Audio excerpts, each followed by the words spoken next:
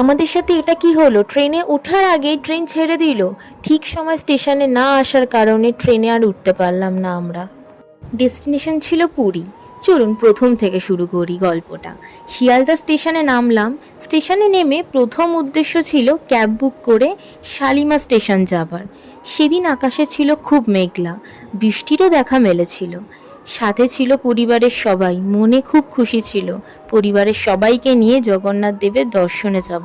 কিন্তু সেটা কি সফল হবে? ইতিমধ্যে আমরা ক্যাবে উঠে গেছি, ক্যাবও পেয়ে গেছি। আমি, মা, বাবা, ভাই আমরা উঠে গেছি, আর প্রীতমরা আরেকটা ক্যাবে করে আমাদের পেছনে আসছে। এই সুন্দর দৃশ্য দেখতে দেখতে পৌঁছে যাব ঠিক সময় ভেবেছিলাম শালিমা স্টেশনে, কারণ শালিমা স্টেশন থেকেই ছাড়বে আমাদের আজকে ট্রেন, যেটি আমাদের পৌঁছে দেবে সকালে পুরীতে। মা বাবা এই প্রথম জগন্নাথ দেবের দর্শন পাবে, কারণ তারা আগে পুরী যায়নি। মা অনেক ছোটবেলায় গেছিল, তাও তাদের নিয়ে এখন যেতে পারছি, সেটা ভেবে আরও ভালো লাগছে। ইতিমধ্যে আমরা শালিমা স্টেশনে পৌঁছে গেলাম। এরপরে কি হলো জানতে নেক্সট ভিডিওটা তোমরা অবশ্যই দেখো।